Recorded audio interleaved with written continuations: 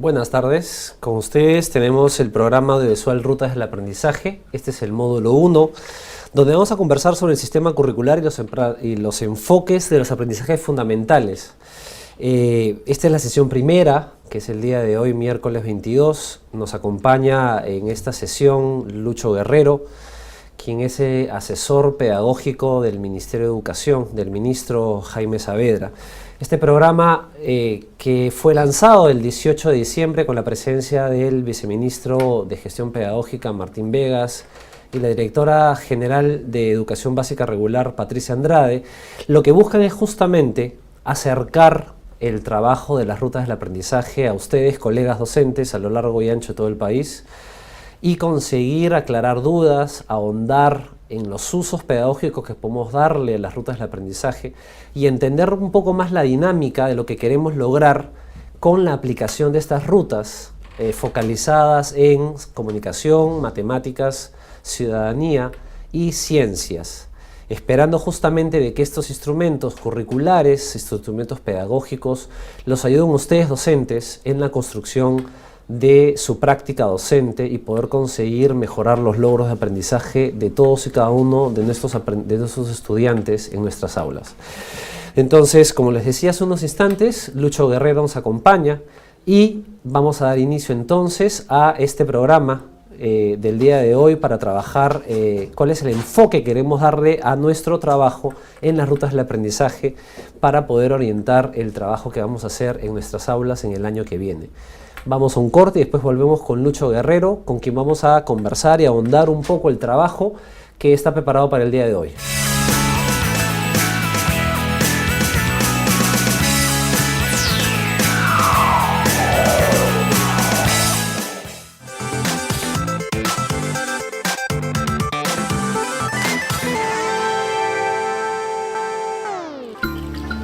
Buenas tardes, casera. Dame una yuca y una mano de plátano. Esto también, mami. Pero no me alcanza, hijita. Muy bien, Alexandra, te felicito. Mami, si alcanza. Si dejamos un plátano, podemos comprar un mango. Matemática para la vida. Conoce lo que están aprendiendo tus hijos en la escuela.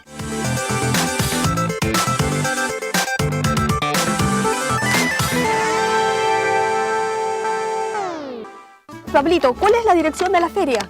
Mami, aquí dice Cuarta Feria Artesanal Regional, a 100 metros de la capilla. Pero, ¿dónde queda? ¿A la izquierda o a la derecha?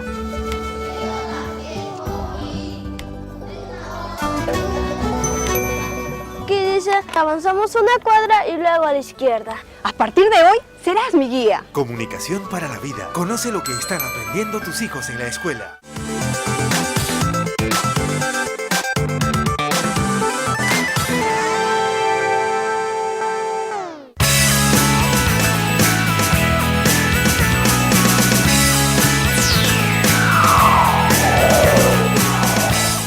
Buenas tardes de nuevo, volviendo con ustedes, queridos colegas. Les recordamos de que la página web donde pueden ustedes observar este programa que va a estar semanalmente en 2 sesiones cada semana es algalutv.tv/rutas del aprendizaje. Ahí van a poder ustedes tener acceso a material que está siendo levantado para que ustedes se preparen antecediendo a las sesiones que vamos a trabajar juntos semana a semana.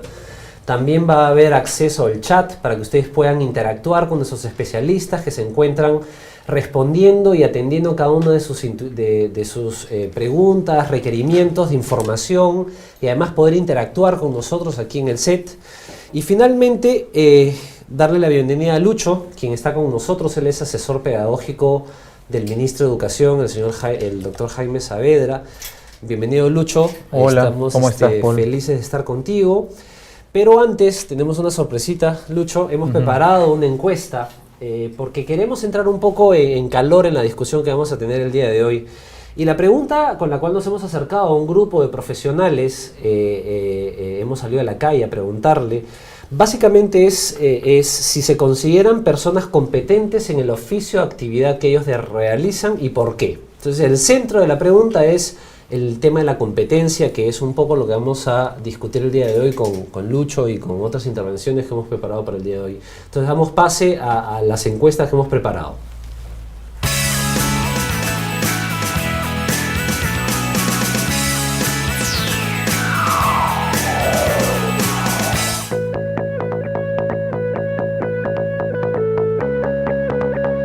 Sí, bueno, en la vida, bueno, me ha servido mucho el tema, sobre todo en mi rubro, donde de hecho es bien importante la parte teórica, pero la parte práctica es súper importante, ¿no? Entonces el tema de actitud y motivación a mí me ha servido muchísimo porque al margen de que pueden haber habilidades y conocimientos, el tema motivacional te hace ganar un 70% para llegar a tus objetivos.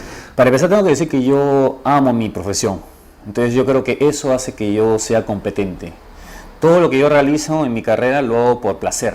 Eso hace que yo no me quede contento con lo que tengo, sino siempre quiera aprender más, siempre quiera profundizar más en mi carrera, siempre quiera trazarme retos más altos.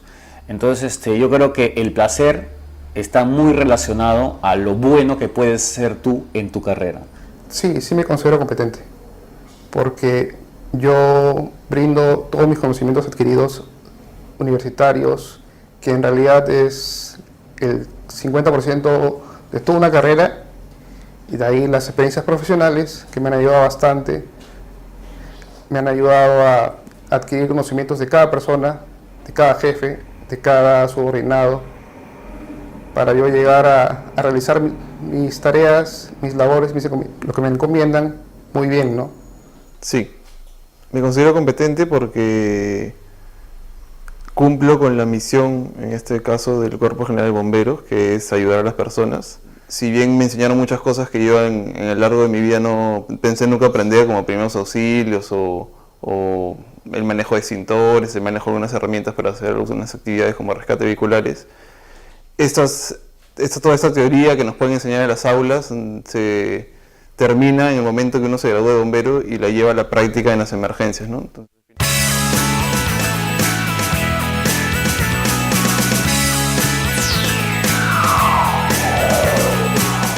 Bueno, como hemos podido ver, digamos, ha habido una multiplicidad de profesiones y de labores que nos han ido contando un poco cuál es la visión que ellos tienen sobre qué es ser competente para ellos, cómo es que ellos aplican una competencia en su desarrollo profesional, personal, en su labor cotidiana.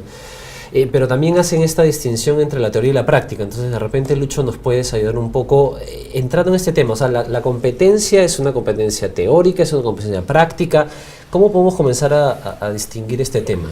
Mira, el asunto, a pesar que es un tema que se ha discutido mucho en los últimos 20 años aquí en el país y en muchos lugares, yo creo que es bastante simple en el fondo. Una persona competente es una persona que pone en práctica lo que conoce, es decir, la información que maneja, los conceptos que domina, las habilidades que tiene, y los pone en práctica enfocándose en la situación que tiene que resolver. Una persona que está con los ojos abiertos al tipo de situación que le plantea un desafío y que sabe cuánto de lo que conoce o de lo que sabe hacer bien le puede servir en ese momento, esa es una persona competente. Y ahí tiene mucho que ver muchas de las cosas que se han dicho aquí, el elemento motivacional. Víctor Isla decía, yo amo mi profesión, por eso es que me considero una persona competente y estoy planteándome siempre nuevos retos. Claro. Las personas aprenden a ser competentes enfrentando retos. En el colegio, los chicos pondrían a prueba sus habilidades si tuvieran la oportunidad de enfrentar retos que realmente sean relevantes para ellos. Y ese es el tema. Finalmente, nadie aprende a ser competente fuera de la acción. La competencia, para responder tu pregunta, entonces, no se juega en el plano teórico. Si bien es cierto, la teoría, yo tengo que conocer teorías y tengo que desarrollar también una serie de habilidades, pero la definición de mi posibilidad de ser competente es en la acción. Cuando yo demuestro esta capacidad para utilizar esas habilidades y esos conocimientos en una situación concreta. Entonces, digamos, de acuerdo a lo último que tocas de mencionar, la pregunta que podrían hacerse nuestros colegas que nos están viendo es, desde mi función como docente, tú sabes que yo soy docente, desde mi función como docente, como profesor, ¿qué situaciones o qué contextos tengo yo que poner en práctica o generar en el salón de clases que permitan de que el estudiante, con toda la enorme diversidad de estudiantes con los cuales enfrentamos, porque son, digamos, de todo el país, para poder construir este espacio donde el cual él pueda comenzar a dominar estas competencias, pero hacerlas manifiestas, porque es esta tensión que existe entre, a ver, qué tanta información le doy, qué tanto le pido que haga y qué tanto le pido que demuestre, porque son como momentos distintos. Entonces, ¿cómo poder resolver esta situación problemática para el docente, para poder generar un contexto en el aula donde los estudiantes puedan mostrar esa competencia?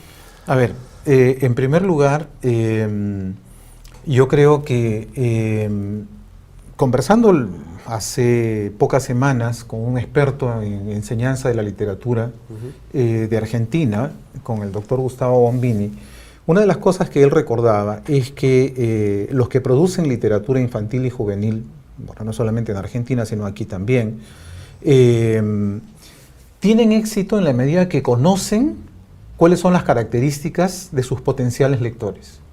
Yo no puedo producir literatura para niños si yo no sé quiénes son y cómo son los niños de hoy, dónde están sus intereses, dónde están sus preferencias. Alguien que se arriesgue a hacer literatura para niños sin conocer cómo son los adolescentes de hoy y quiere escribir cuentos para adolescentes va a fracasar.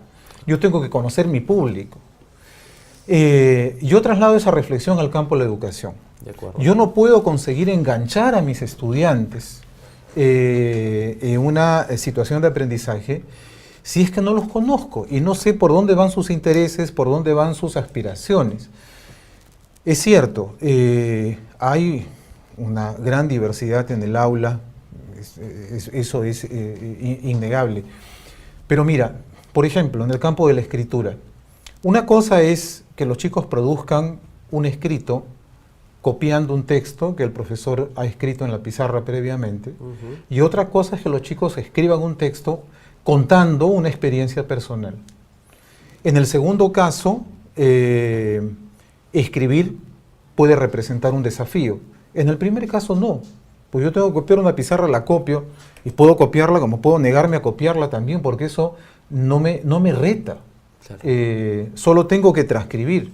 Pero si yo tengo que poner en palabras una experiencia, una emoción, una vivencia significativa en mi vida, tengo que encontrar la manera de construir el texto. Eso no está en ningún manual, no está escrito en ninguna pizarra, lo tengo que inventar. Entonces, es ese tipo de situaciones las que generan... la que los docentes tienen que poner en práctica. Exactamente. Ahora, pero tú mencionaste una cosa interesante, Lucho, y es que haciendo el ejemplo de este especialista en literatura infantil y juvenil, que tengo que conocer a mi público.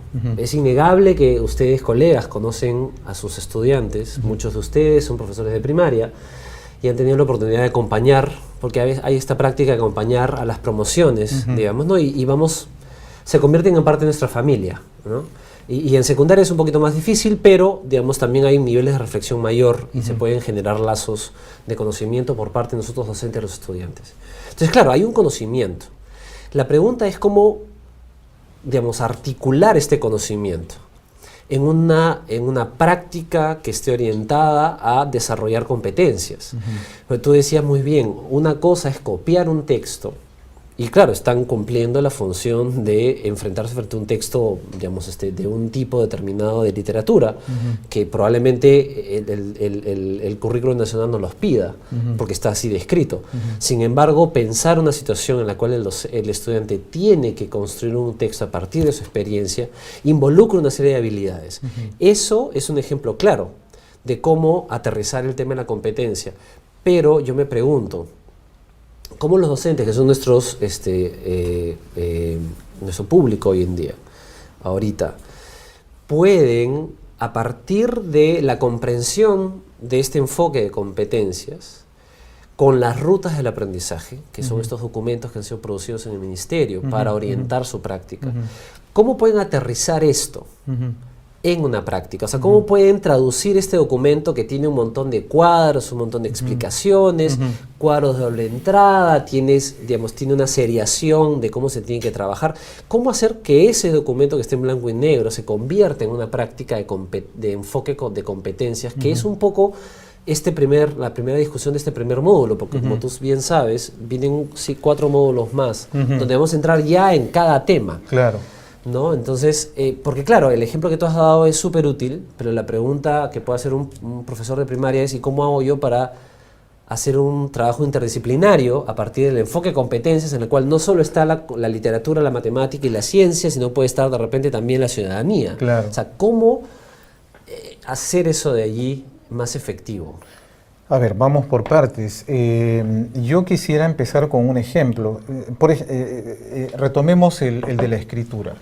El aprendizaje fundamental sobre comunicación tiene como una de sus competencias el escribir de manera competente, ¿no es cierto? Okay. De acuerdo. Para escribir de manera competente, las rutas del aprendizaje distinguen 3 capacidades, que son las de planificar tu texto, la de ponerlo por escrito propiamente, de una manera propiamente tal, y tercero, la de poderlo revisar, saberlo revisar. De acuerdo. Muy bien. Entonces, planificar, escribir, revisar son las 3 capacidades que yo necesito afilar para poder llegar a producir un texto de manera competente. De acuerdo. Sin duda, en el transcurso de la enseñanza, el profesor se va a tener que detener en cada una de estas capacidades. Hay que hacer una buena planificación del texto y depende mucho de qué tipo de texto, ¿no?, es el que yo quiero escribir. Si voy a producir una nota periodística, o voy a escribir una carta, o voy a escribir un cuento, o voy a escribir una receta, yo tengo que planificarlo de una manera diferente. De repente, en algunos casos me bastan mis intenciones, en otros casos voy a tener que acudir a algunas fuentes de información. Pero entonces el profesor va a tener seguramente que hacer algunos ejercicios sobre planificación de textos. Pero lo mismo va a ocurrir en la escritura, porque cuando yo escribo tengo que tener cuidado de mantenerme en la línea de mi objetivo, no salirme del tema, cuidar las palabras que escojo, redactarlo de una manera clara, vigilar de no cometer demasiados horrores ortográficos, vigilar mi vocabulario. Y esto que lo hago mientras escribo es una cosa que la puedo volver a hacer al final cuando reviso mi texto. Entonces, y por supuesto el profesor se puede detener en criterios para revisar un texto escrito y hacer ejercicios de esa naturaleza. No hay ningún inconveniente, por el contrario, es deseable que el profesor pueda detenerse en cada una de las capacidades y lograr que los chicos las adquieran. Pero la competencia supone el arte de la combinación de estas 3. Claro. Si yo no sé combinar estas 3, yo no puedo producir un escrito de manera competente. De acuerdo, entonces es interesante, Lucho, porque en lo que acabas de explicar tú mencionas, hay una competencia, hay unas capacidades, hay unos productos que son justamente la concreción, ya sea física o no física, porque puede ser verbal, claro, de esa capacidad y de esa competencia. Entonces, incluso tú has roto la competencia de escribir un texto de manera competente en 3 capacidades específicas. Y además que en algunos casos las capacidades guardan un orden consecutivo, es decir, primero tengo que planificar el texto, después voy a tener que hacer el ejercicio de escribir el texto y al final voy a hacer una revisión y corrección de ese texto que yo inicialmente había escrito y después presentarlo como un producto tangible o intangible de esa capacidad que manifiesta una competencia. Hasta ahí estamos. Sí. Sin embargo, a la hora que tú has ido rompiendo las capacidades y explicando los procesos que suceden dentro de cada capacidad, has ido mencionando, por ejemplo, cosas como horrores ortográficos, que eso requiere un conocimiento de unas reglas, de que, por ejemplo, la M está antes de la B, de que las esdrújulas se acentúan en la tercera o la cuarta sílaba, digamos, comenzando desde adelante, o sea, de atrás hacia adelante. Entonces, ahí también hay una relación que existe entre las capacidades y el uso del conocimiento por parte del estudiante para poder manifestar esta capacidad y en esa conexión poder manifestar una competencia específica en un producto esperado. ¿Es así? Porque el docente enfrenta en el día a día, en el salón de clases, el reto de una cantidad de conocimientos que él tiene que entregarle a los estudiantes, pero también una cantidad de competencias y capacidades que tienen que ser manifiestas. Entonces, ¿cómo encontrar ese equilibrio? ¿Cómo recomendarle a nuestros que nos están atendiendo ahorita en esta conversación para poder enfrentar esto aquí? Porque lo van a tener que hacer cuando entremos al tema de las rutas. Ellos ya tienen las rutas en la página web que se pueden bajar, que yo mencionaba al inicio de esta conversación. Te voy a responder la pregunta contándote una anécdota, algo que me ocurrió en Cajamarca hace muchos años.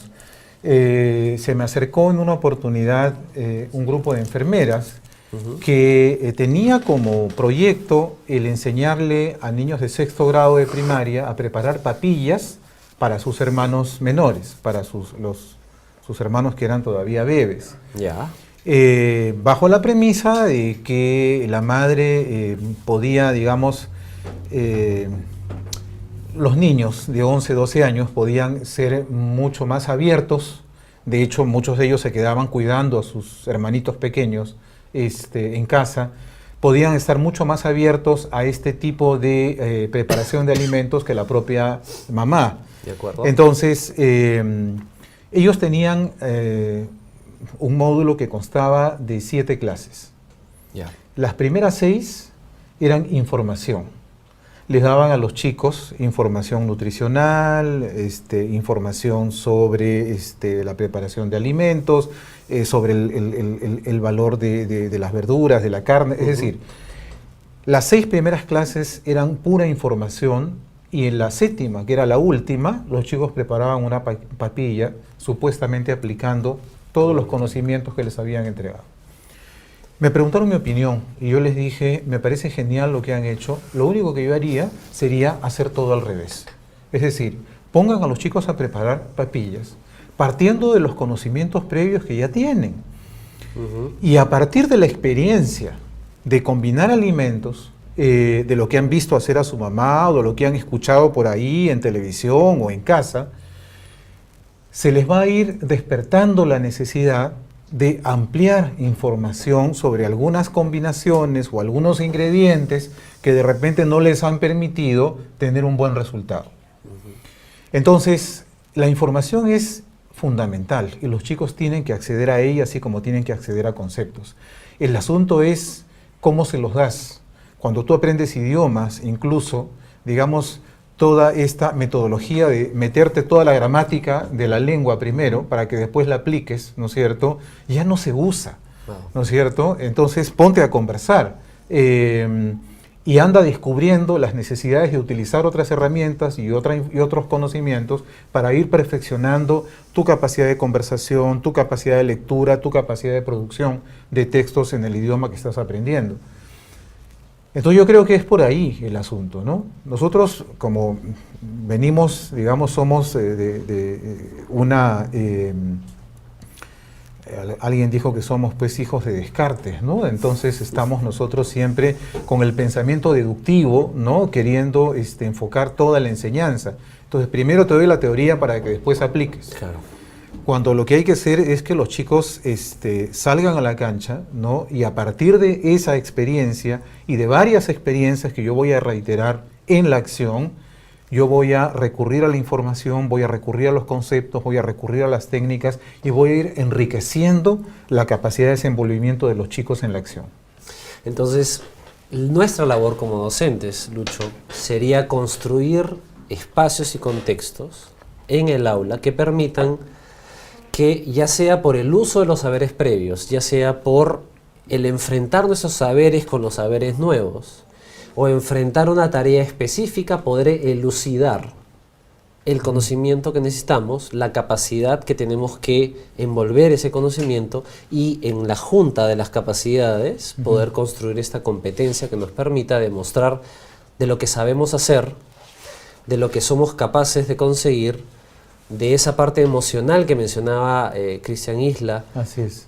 Al inicio en esta conversación, de lo que yo soy, de lo que además, porque esa parte emocional es importante, porque permite además ser acicate para poder construir procesos de aprendizaje posteriores, porque a la escuela vamos 11 años de nuestra vida y de ahí tenemos que enfrentar la vida.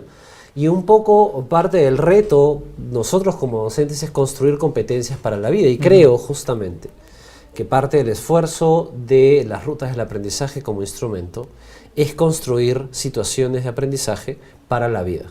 Y la focalización de estos conocimientos, estos 4 conocimientos, que son los conocimientos focalizados del Ministerio, también apuntan a armar a los ciudadanos, a los próximos ciudadanos peruanos para que puedan enfrentar el futuro y juntos como sociedad poderlo hacer.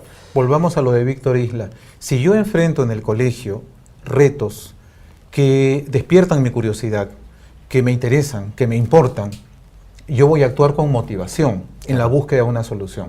Pero si me plantean retos que no despiertan mi curiosidad, que no despiertan mi interés, que no me importan, yo voy a actuar sin motivación. Entonces, ama lo que haces, ¿no es cierto? Y es en esa tensión de querer hacer bien aquello que te importa, es que tú vas a desplegar todo lo que sabes, todo lo que traes, ¿no? Todo lo que tienes como habilidad, ¿no es cierto?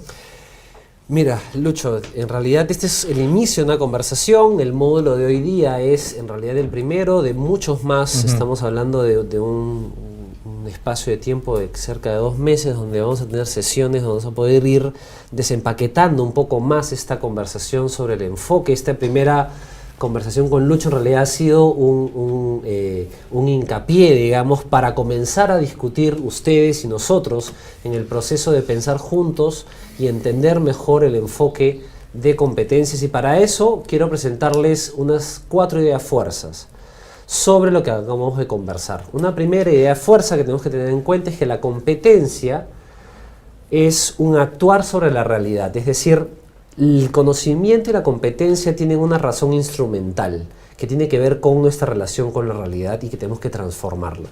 Una segunda idea respecto a la competencia tiene que ver con un saber para poder resolver un problema o lograr un propósito. Es decir, ningún conocimiento lo aprendemos solo por el mero hecho de conocerlo, sino porque tiene un propósito o porque tiene una razón de resolución de un problema. Una tercera idea es que es un hacer uso de los saberes previos, de los diversos saberes, además, porque cada estudiante que te enfrentamos nosotros en el salón de clase tiene una forma particular de ver la realidad y el mundo, y hay que saber integrar ese conocimiento como parte del trabajo para poderlos hacerlos competentes, para poder enfrentar el día de mañana la vida. Y finalmente, una competencia tiene que ver con la pertinencia a los contextos específicos, es decir, necesitamos atraer, digamos, esa competencia a una realidad y contexto particular, porque eso va a fortalecer la competencia en el estudiante y va a fortalecer su conocimiento para poder enfrentar el día de mañana una situación distinta, una situación diversa. Entonces, queremos agradecer en este primer bloque del programa, este segundo, perdóname Lucho, a Lucho la presencia, la conversación bastante provocadora que hemos tenido el día de hoy. Yo sé que el chat debe estar reventando con gente preguntando. No te preocupes, querido colega en los distintos lugares del país. Vamos a responder a cada una de tus preguntas. Me imagino que Lucho nos va a volver a acompañar en este camino que arrancamos el día de hoy. Y bueno, agradecerte, Lucho, por tu tiempo y por la conversación que hemos tenido el día de hoy. Gracias, Paul. Gracias a ti, Lucho. Vamos al corte entonces. Recuerden que estamos trabajando el día de hoy el primer módulo del programa audiovisual Rutas del Aprendizaje y discutiendo el enfoque de competencias. Volvemos entonces.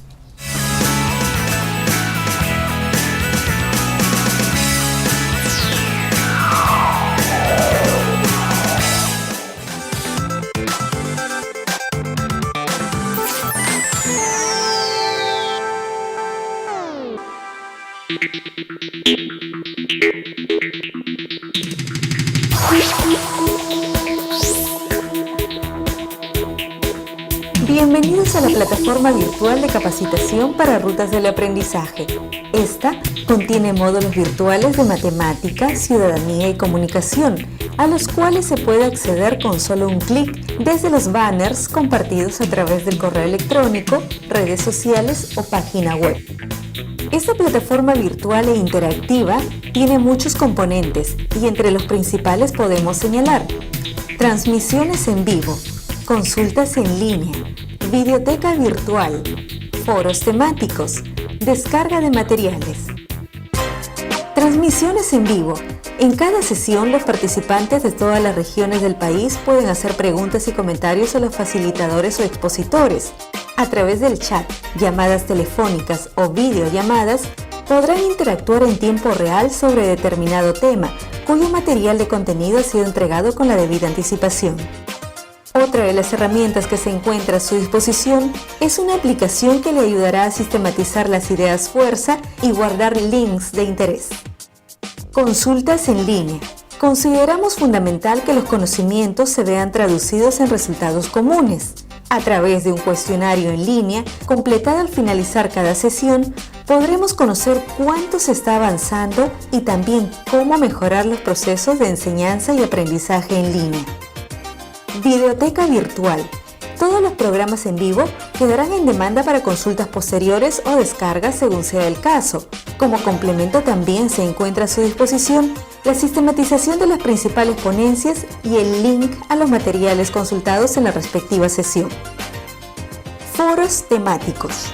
En cualquier momento y lugar, los participantes podrán incorporarse a los foros temáticos para hacer consultas a los especialistas o compartir información con otros compañeros a nivel nacional. Descarga de materiales.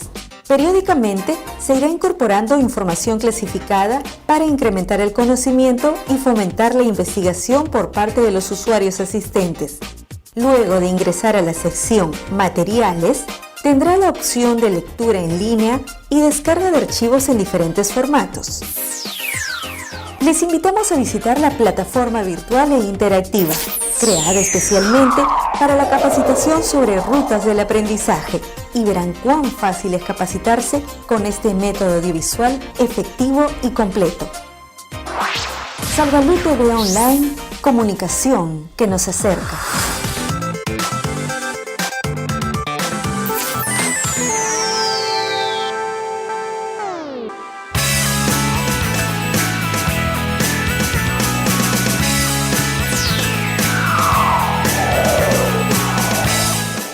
¿Cómo están? Volviendo al tercer bloque de este primer programa en línea Rutas del Aprendizaje, tenemos el honor de contar en el set con Jorge Ángeles, que es profesor de colegio, ante el Santísimo Nombre de Jesús, mi querida amiga Madeleine Zúñiga, que es la coordinadora nacional de la campaña peruana por el derecho a la educación, y además vamos a tener contacto por internet a un estudiante de 14 años que se llama Paolo Garrido Barreto. En esta parte de, en este bloque de esta conversación que estamos teniendo con ustedes, queridos docentes, quería avisar un par de cosas. Una primera es que aparentemente la señal de internet se está cortando. Ustedes podrían estar teniendo algunas dificultades técnicas para poder hacer el seguimiento del video y del programa del día de hoy. Les recordamos que ustedes pueden encontrar todo el programa del día de hoy en la página web Perú Educa. Me imagino que todos ustedes deben tener su login y su password para entrar a la página web del Ministerio, la oficial, y ahí van a poder encontrar este programa levantado completamente, perueduca.pe, ahí sale la pantalla. Cualquier duda, pregunta, cuestión, ansiedad que tengan, pueden escribirle al correo electrónico soporte@perueduca.pe.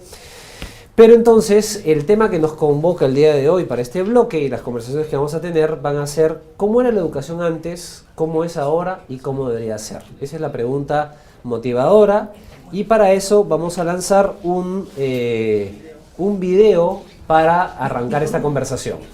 Entonces, vamos con el video en producción.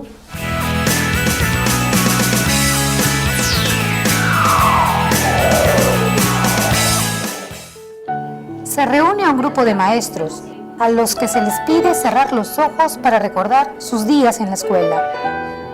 La orientadora les dice que recuerden cuando eran estudiantes y el trato que tenían con los profesores y los compañeros de clase, en cómo era la enseñanza y cómo era su participación en el aula.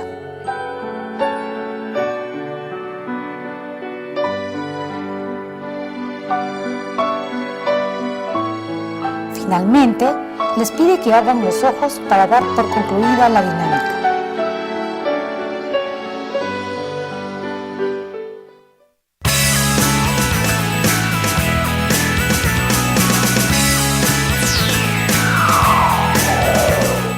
Entonces acabamos de ver una dinámica que se llama la dinámica de los ojos cerrados. Es un video que hemos preparado para iniciar esto. Les recuerdo que se han inscrito 30.000 docentes a nivel nacional para seguir este curso en línea virtual que estamos teniendo, el módulo 1, sesión 1. Entonces pasamos en primer lugar al Skype, a la conexión con Paolo Garrido Barreto, estudiante de 14 años de edad, quien nos va a responder un poco las preguntas sobre cómo es la educación, cómo era la educación antes, cómo es ahora y cómo debería ser. Adelante, Paolo, ¿cómo estás? Hola a todos, buenas tardes. Hola, Soy Paolo, Garrido, ¿qué tal? Vengo del Colegio Los Rosales de Santa Rosa, tengo 14 años y voy a pasar a tercero de secundaria. A tercero. A tercero de secundaria. Paolo, en primer lugar agradecerte por donarnos un poco de tu tiempo ahora que estás de vacaciones y estar en este programa. Sí. Ten en cuenta que te están viendo 30.000 docentes a nivel nacional, no te asustes. Sí, lo sé. Mira, la pregunta un poco era cómo, o sea, de lo que tú has escuchado de tus papás, de tus abuelos, cómo era la educación antes. Cuéntanos un poco sobre eso, a ver qué información tienes tú, cómo era la educación antes. Para mí, sobre lo que yo he escuchado sobre la educación antes, que era muy disciplinaria, o sea, se usaban métodos muy drásticos para corregir a las personas. Mi abuela me contaba que cuando se portaban mal, usaban reglas, por ejemplo, de madera para castigar cuando hacían una travesura o algo malo. Y bueno, ese era un método muy disciplinario que no me parece a mí que sea bueno, pues porque a veces te quedas traumado, no te gusta eso y te quedas con una mala experiencia de la escuela.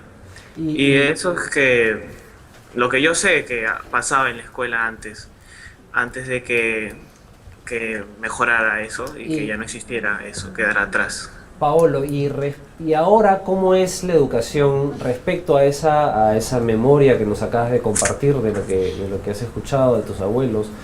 ¿Cómo es ahora el proceso de aprendizaje en las aulas? Para mí el proceso de aprendizaje en las aulas es ahora mucho mejor.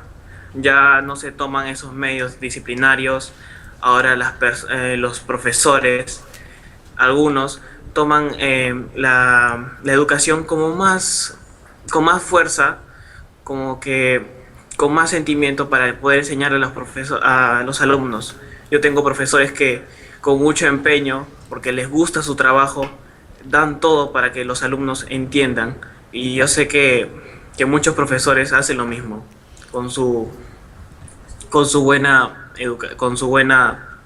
experiencia, nos pueden dar mucha información, nos pueden brindar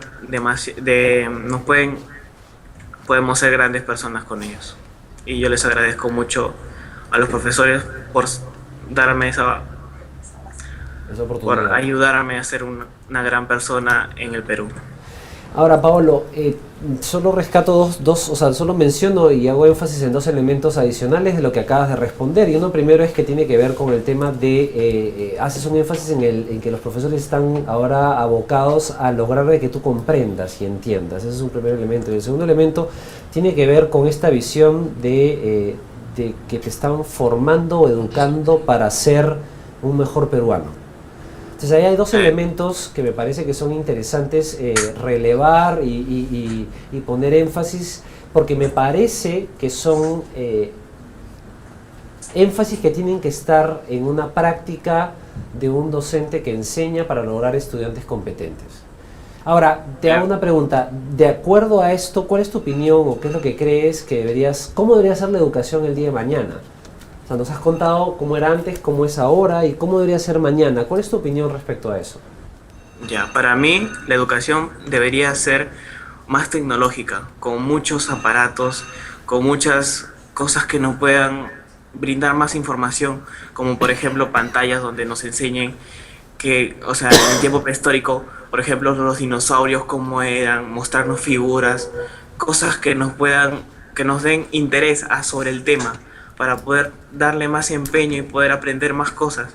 Porque cuando ves algo sorprendente, te gusta y te sorprende, y me gustaría a mí que cuando la educación avance más, que todos los colegios puedan tener, no sé, una aula llena de computadoras y que puedan tener una pantalla donde puedan reflejar todo lo que nos enseñan, para poder tener un buen efecto sobre lo que nos enseñan los profesores.